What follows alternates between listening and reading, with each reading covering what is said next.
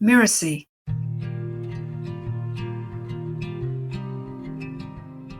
Long ago, there was a loyal old dog called Sultan. After giving many years of service to a farmer, Sultan grew old. One by one, his teeth fell out so that when he bit down, it was only gum meeting gum. His eyes had gone milky with age, and his eyesight was no longer sharp. One day, the farmer said to his wife, "Sultan no longer pulls his weight around here. Tomorrow I shall have to shoot him."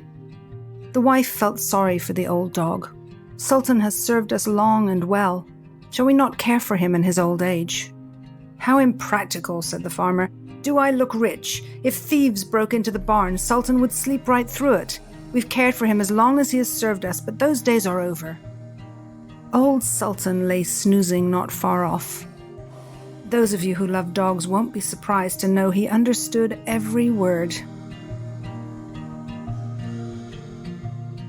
Hi, I'm Lisa Bloom, the story coach, and you're listening to Once Upon a Business. In each episode, we explore a story, a fairy tale, folk tale, or traditional story so that we can discover the amazing lessons relevant for business and for entrepreneurs.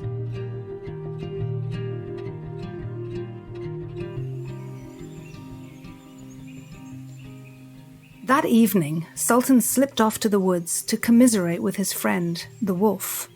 "Don't worry, my friend," said the wolf. "Tomorrow, when your master and mistress go to cut hay, they will bring along the child, as they always do. They think me far more bloodthirsty than I really am, and we shall make use of their fear. I shall creep up and carry the child off by the collar. You, my friend, shall charge after me as you did when you were a young guard dog. I shall drop the child and run, and you shall look the hero."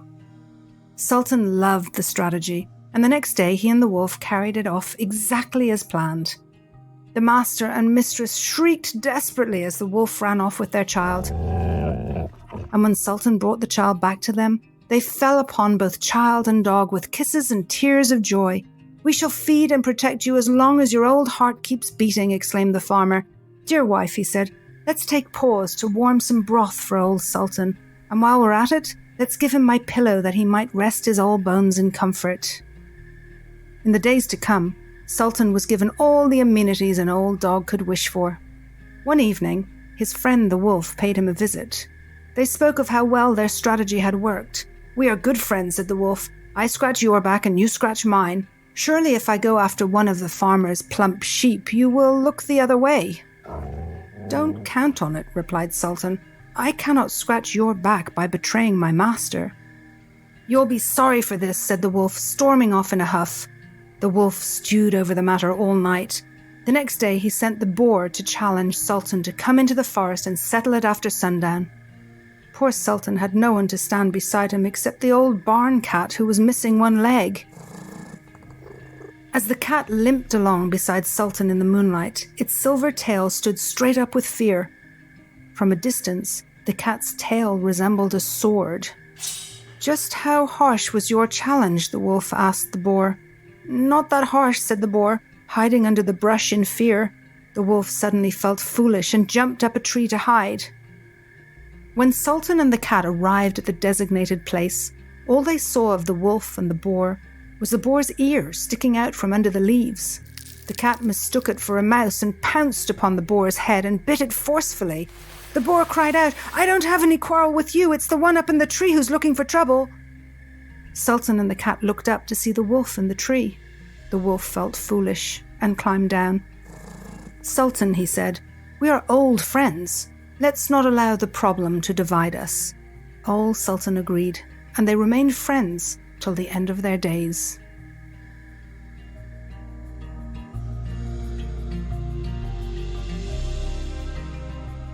When I think of traditional stories, I often think of those that personify animals, like this story.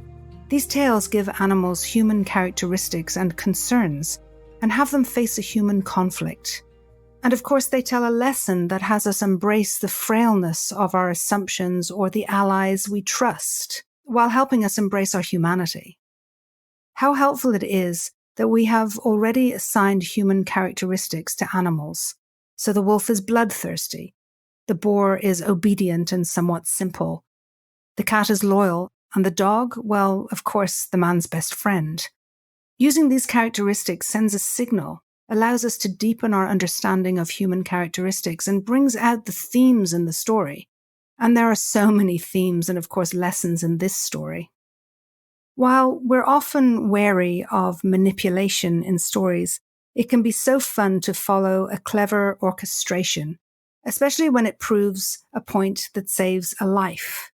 Sultan knew the child would be safe, and he was running out of time.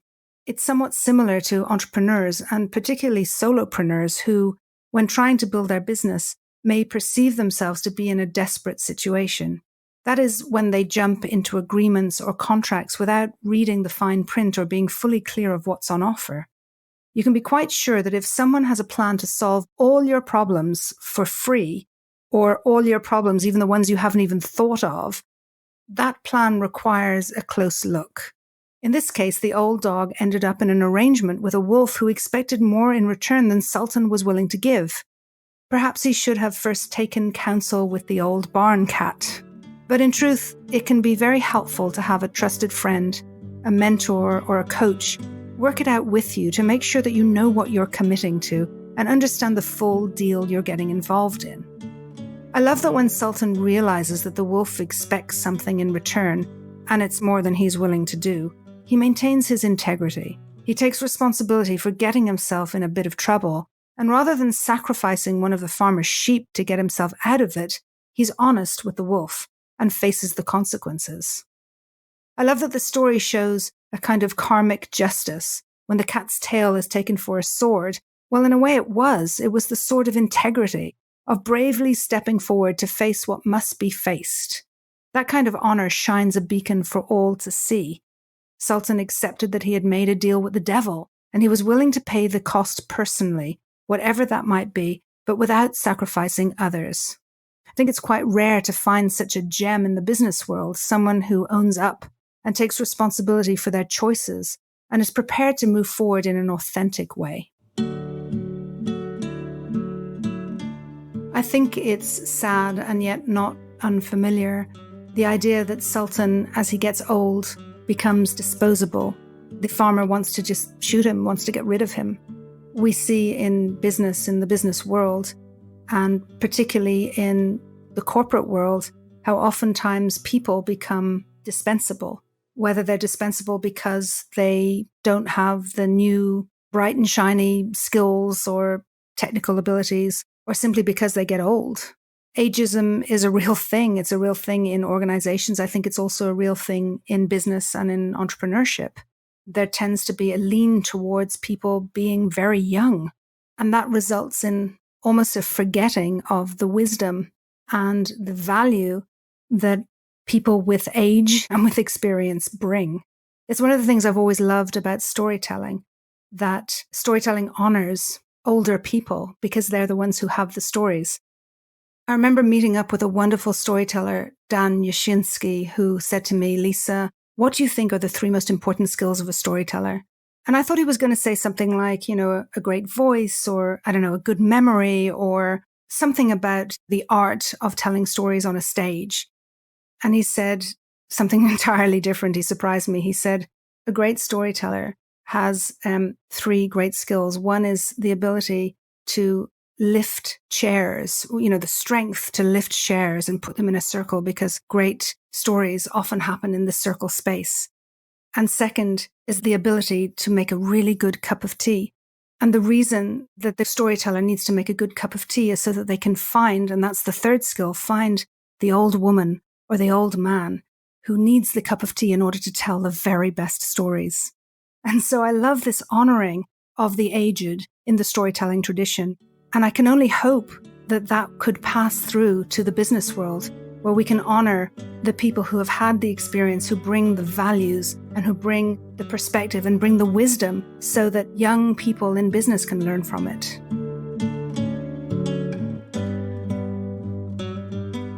The wolf is an interesting character, a friend to a point, and yet it's not unconditional. It's always a good idea in business to know who's a real friend and who's only interested in what they can get from interacting with you. I remember when I started out, and in fact for many years on my entrepreneurial journey, It was incredibly lonely. I didn't really have business friends. And in my own world, in my family and my friends in my life, they didn't really get what I was doing. I heard lots of people say, why don't you just get a job? Or what are you trying to do? Or tell me that it was impossible to build a business online. It was impossible to connect with people in a meaningful way if you weren't sitting in the same room with them. And it was a very lonely time.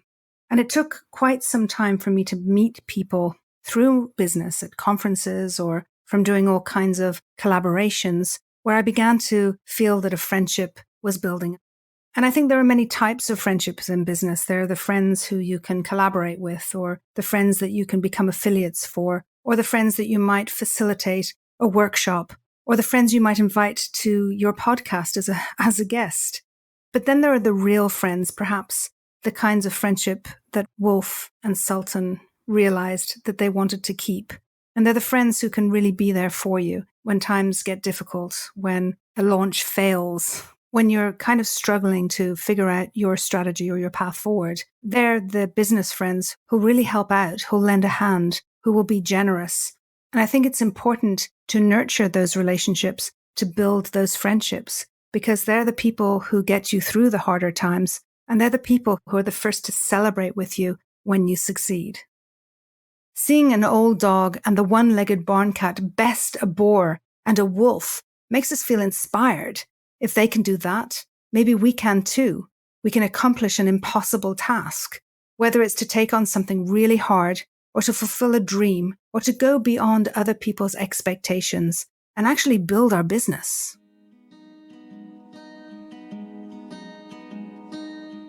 I'm Lisa Bloom, and you've been listening to Once Upon a Business. You can find out more about me at story-coach.com. That's story-coach.com. Once Upon a Business is part of the Mirasee FM podcast network, which also includes such shows as Just Between Coaches and Course Lab. This episode of Once Upon a Business was produced by Cynthia Lamb.